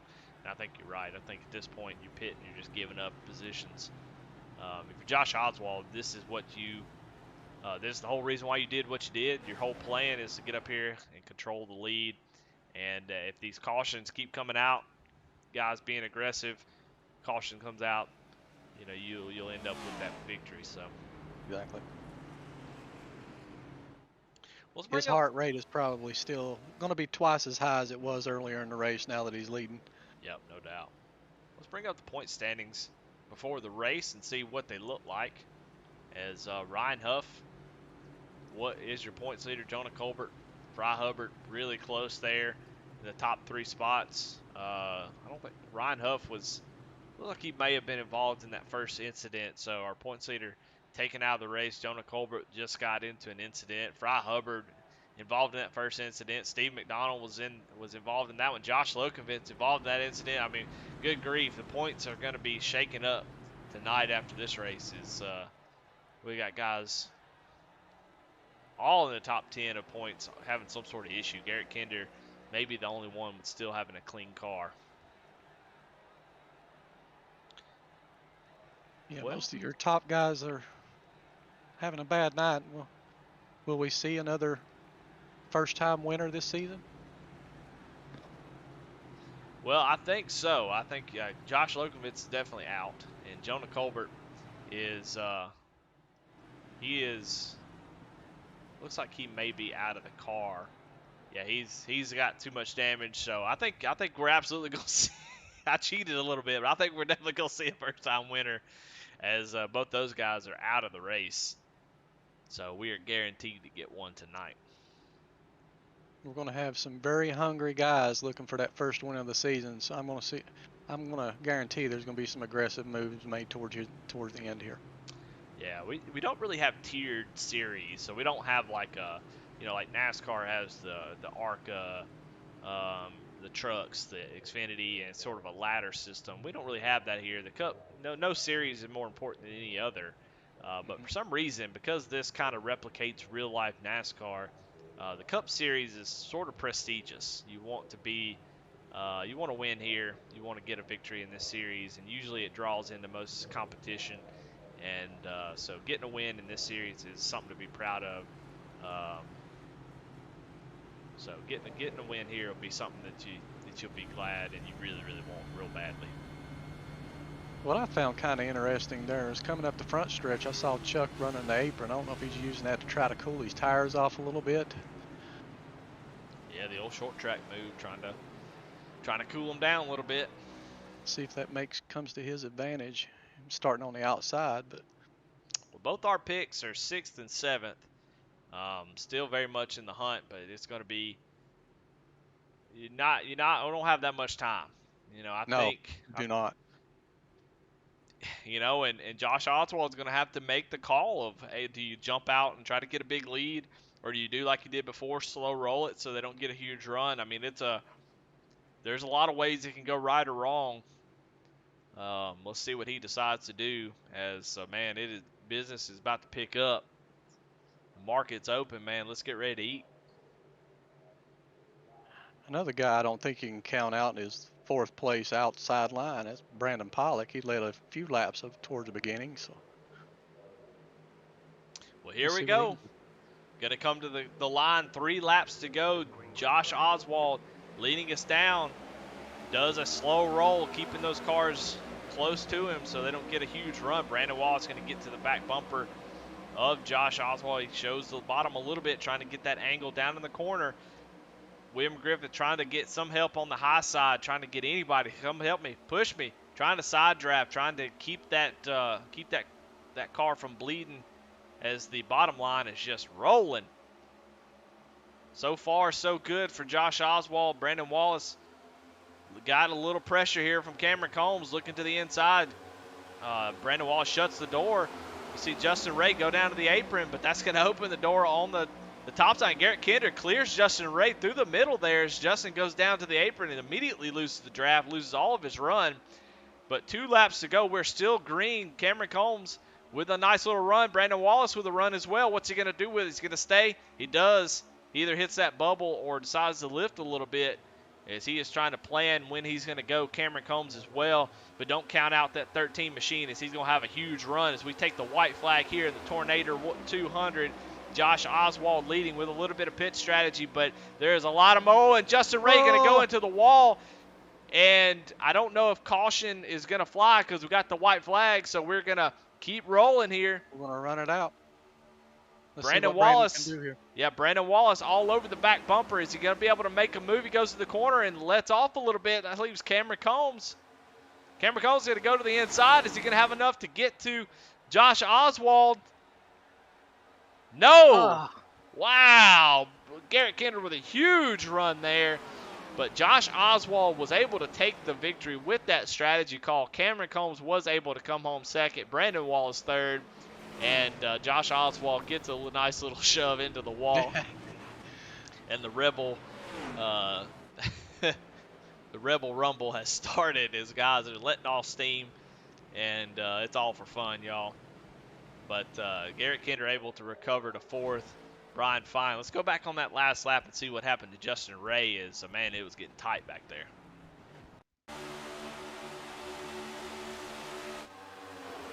Oh yeah, yeah. I don't know. It looked, I had the perfect camera and I moved it off.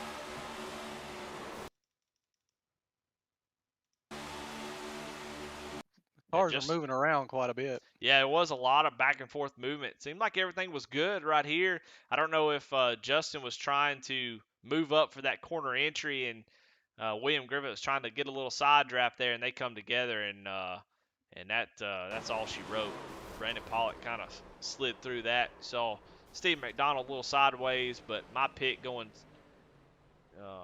doing the Tornader up against the wall, but. He went about 200 times around, so he's about close to Tornader 200 there. Yep. Well, what a great race, Jamie. I tell you what, I don't know what to expect in these next gen cars. I don't see a whole lot of high praise from the drivers about driving them, but I tell you what, from a broadcast point of view, I don't think we ever got bored. I don't know. It was racing all over the track and close racing. And I might change my tune a little bit, especially on a 1.5-mile style track. Of course, this is the first time we've been on at least a 1.5 miles this season, right? Yeah. I mean, we had Daytona, which you know what that's like, and then we had Michigan, Mm-hmm. which is basically a Daytona in these cars. And so this is the first one where people had to lift and do something a little bit different. So, um, yeah. I mean, it definitely was an interesting race for sure. Well, let's go ahead and bring in our third place finisher. Let's get these interviews going, and we're gonna bring in Brandon Wallace. Brandon Wallace, this is Eddie and Jamie in the booth. You got us? 10-4, got you good. Well, man, you started 29th, made your way all the way up to the front. You were there at the right time, and so close there at the end with a good strategy call, keeping yourself up front. Kill the 17 didn't seem to be in effect tonight. What happened? I tried on a couple of occasions earlier on in the race, and I told him if I could get to his bumper on lap turn 4, I was going to get him, but I just pushed up, and Cameron come around me. Go ahead, Jamie. Well, Brandon, congratulations on your third place finish, buddy. Well deserved on you. I noticed that you made up a lot of positions there from the start of the race. Was that the plan? Was that just to take your time in the back and then methodically work your way up to the front? Yeah, I didn't qualify. The first couple races that I've run in here, I've gotten killed in all of them of not my own doing. So I figured pack racing, it's just everybody's going to be real tight, hopefully avoid the wrecks, and strategy would come out, some green flag stops maybe, so I was trying everything I could. Well, man, congratulations on third place. I was rooting for you. I thought you may be able to get Josh there, but just come up a little bit short. So, but man, congratulations on third place finish. Nothing to sneeze at. Very, very good race. Who you want to thank? Who you want to shout out? Man, I want to give you guys a big shout out. Of course, the original Rebels Racing League. Everybody Griff that puts on this series. Couldn't do it without him. Teammate Josh Oswald, even though he hates me most of the time, I still put up with his crap. But everybody that helped put on this league, man, it's awesome. Well, all right. Well, congratulations. We'll see if you can't get a win next week. How about that? All right, 10-4. All right, man. See you later. See you guys. Well, that's third place. Let's talk to Cameron Combs, our second place finisher. Cameron, this Eddie and Jamie in the booth. You got us? Yeah, I got you. Well, hey, man, great race. You were up front pretty much all night long. There at the end, came up just a little bit short. But tell us about your race, man. How was it? What was it like out there? What were you feeling? What was aggravating? What was fun? How did your race go tonight? For the most part, it went pretty good. It was real hard. The cars were real aero tight in the pack. You could see it. Guys not being able to turn, especially down on the bottom, they'd creep up a little bit. But yeah, it went pretty well. It was pretty. Sometimes you'd be on the outside and they wouldn't want to go with you, but it is what it is. Well, Cameron, this is Jamie up in the booth. Congratulations on your second place finish, man. That 15 car looked really good crossing the start finish line there. I'm kind of curious. It was kind of like you had to have some sort of friends to kind of help push you up. Did you find yourself having a hard time finding anybody to work with you, or did people just seem to flock with you because you was up front? And on the outside, it seemed like it was hard. You'd creep up to the outside, there'd be a couple guys up there, and then as soon as you'd get up to the outside, they'd shoot to the bottom. Wasn't much you could do about it. They'd just leave you up there. Yep. Well, I mean, to me, that car looked like it was on a rail. It looked like it was able to hold the bottom very well. You was able to wheel that thing, and congratulations on your second place finish, brother. Yeah, I thought that damage from when I hit the wall in the beginning was really going to put me down, but it seemed like it actually helped the car a little bit. Well, Cameron, that was a fantastic race. Who do you want to thank? Any sponsors, shout outs, friends, family? Just want to thank everybody for putting the league on. Shout out my grandparents. I know they watch every week, and Shout out to my parents. They help fund me racing sometimes. So Well, all right. Well, congratulations on second place, man. We'll see you. Hopefully, talking to you next week. yeah, thank you guys. Well, there you go. Second place, Cameron Combs, talking about how it's difficult trying to get somebody to work with you, man. And definitely saw a lot of that. But let's bring in the man of the hour, numero uno, Josh Oswalt, coming away with the win tonight. Josh, Eddie, Jamie in the booth. You got us. Yes, sir. I got you guys. How are you? Oh, man, we are doing good. You seem to be the king of pit strategy. That may be why you have all them trophies in the background there. Man, talk to me about this race. I want to know the deets about how these cars drive, what your strategy was, what was difficult, what you need throughout the race, trying to position yourself and then ultimately finding yourself out front. What was it like out there? Well, I mean, I was learning because this was my first race in these cars. I did a fun run with them like the day after they came out, and I haven't driven them since. So I was kind of learning as I went, seeing, where I could.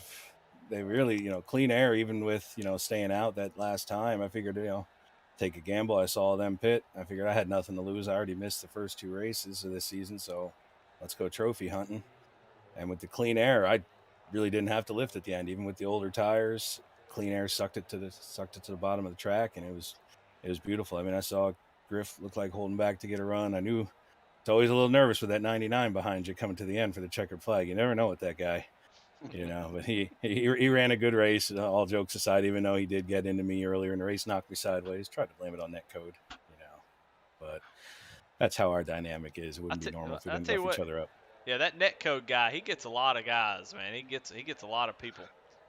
Yeah, we ought to suspend He's that involved guy. in everything, ain't he? Yeah. Oh yeah. Yeah, that guy needs to be parked for a race or two. Well, Josh, this is Jamie up in the booth. Congratulations on your win. It sounds to me like you're 1 for 1 in the next gen car. And it's another thing that kept going through my mind is seeing the 99 behind you. I was like, well, it's going to be kind of hard for him to kill the 17 when he crosses the finish line first. So congratulations on that. I'm kind of curious about the side drafting. It seemed to me like the side draft was very powerful. Did you notice that I was able to slow the cars down when they were running 2x2, or did you just happen? How was you able to get through there? It did work out a lot, and I really noticed it when I was up on the outside lane and the front 3 cleared Garrett, and they all moved down. And I'm like, well, I have no help, and I was able to side draft Garrett to really, and it really worked. Gave me no help. I was able to get around the outside of him, drop down. I know he was on a little bit older tires, but the side draft really worked in these cars. They seemed to wander a little bit to me, so I was a little hesitant to side draft at first, just till I got my bearings with the car. But it definitely works really well. Well, you used it to your advantage and was able to come home with a win. So congratulations, buddy. Thank you. I'll take it. It's my first Saturday night, cup win. I'm not used to winning on the big car stuff. I got one in late night cup and snookered Eddie out of one on Tuesday night.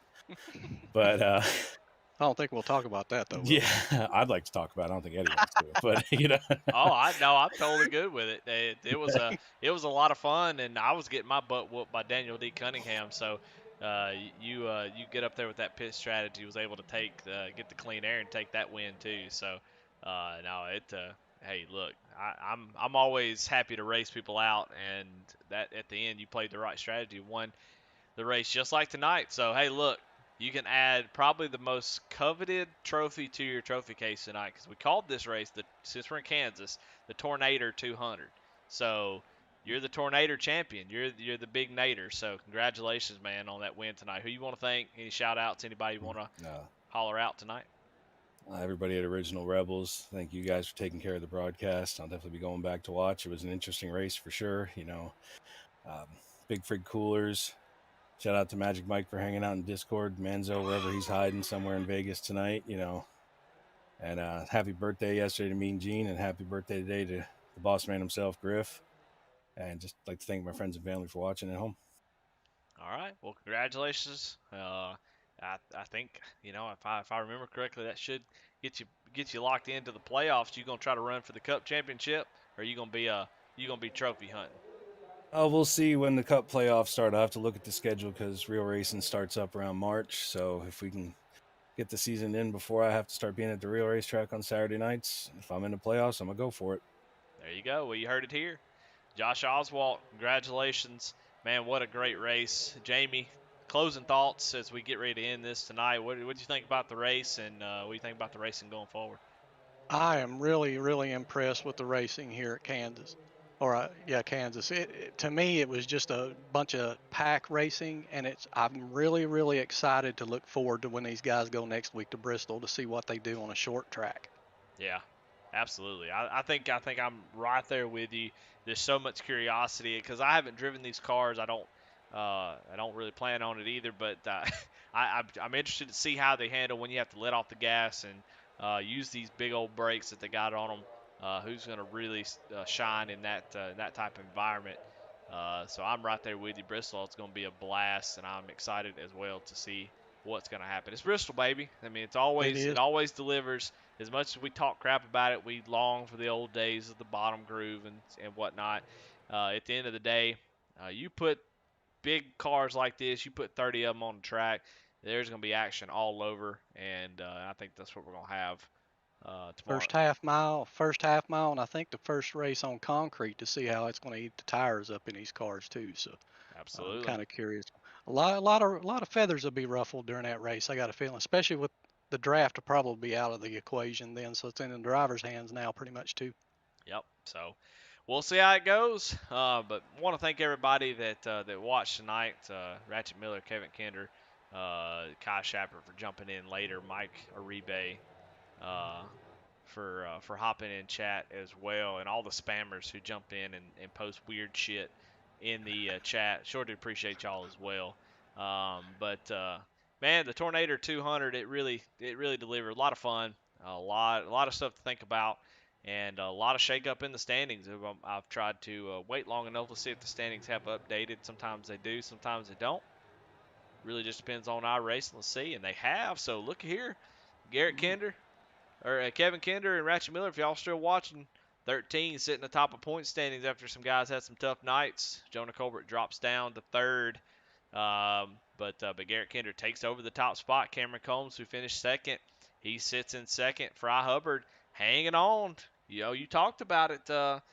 Just trying to get as many points as you can. He does come home 27th, but he drops back down to fourth. Steve McDonald and Chuck Pegleg Phelps tied for fourth place. So a lot of movement in the points. Garrett Kinder but takes over the top spot. So we're going to probably see that point standing really shake up every week as it starts to kind of find the cream rising to the top in this car. So whoever's going to take to it, we're going to see pretty soon. Exactly. I have a feeling they'll shake up quite a few times, but Garrett taking over, he showed why here during this race here. He was throughout the field and just shows what type of driver he is, and that's the reason why he's taking over the top spot. He's, being able to manage his own race. So. Well, as far as the Cebulski window tinting Mr. Irrelevant, I'm going to give it to Brandon Wallace for finishing third place.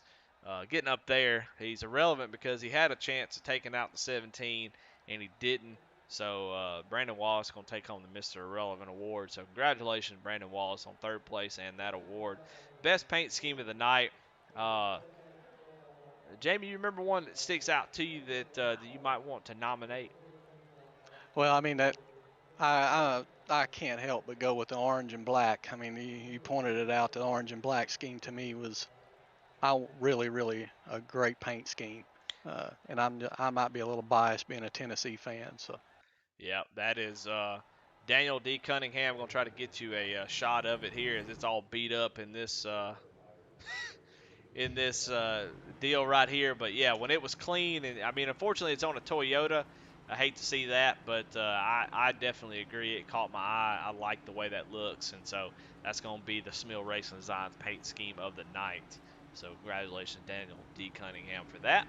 The Ray Cobb Hard Charger Award is going to go to Josh Oswald, who moves up 25 spots. And Brandon Wallace will actually share this as well, as they're about the same.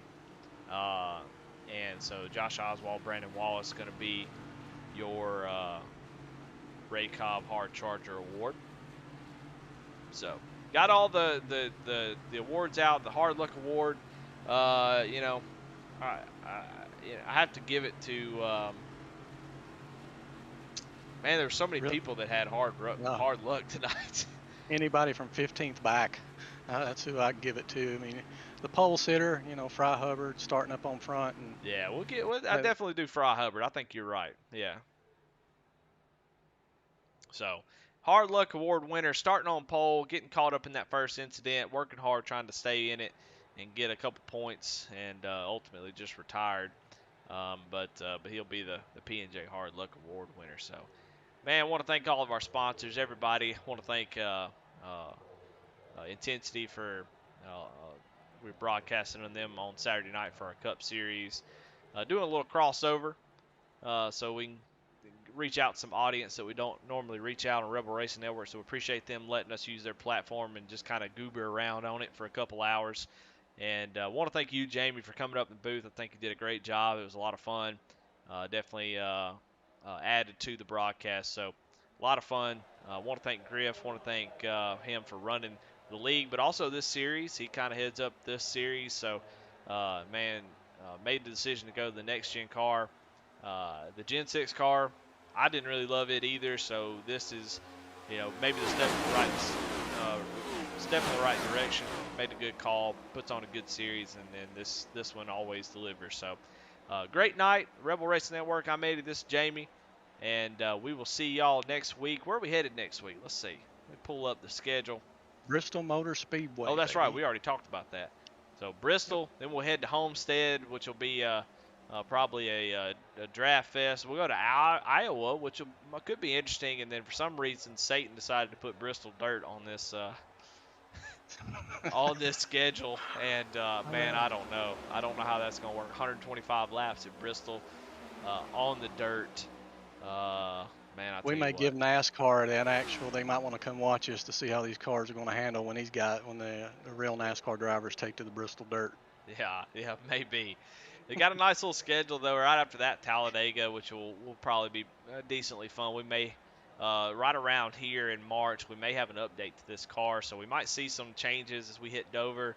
Watkins Glen, I'll be excited to see how these guys tackle a road course. These cars there seem to be a little bit more road course friendly. And then go to Darlington, Charlotte. Man, it's gonna be a lot of fun. So, come on back next week, 8 o'clock Eastern's when the server opens. 9 o'clock Eastern when we start qualifying. So if you ain't part of the series, come on out and race with us. If you want to watch and see how these guys tackle these different tracks, come on out, watch, and hope you have a good time. Always appreciate everybody who watches and goes back and watches. So. But anyway, y'all have a good night, and we will see you next week as we hit Bristol.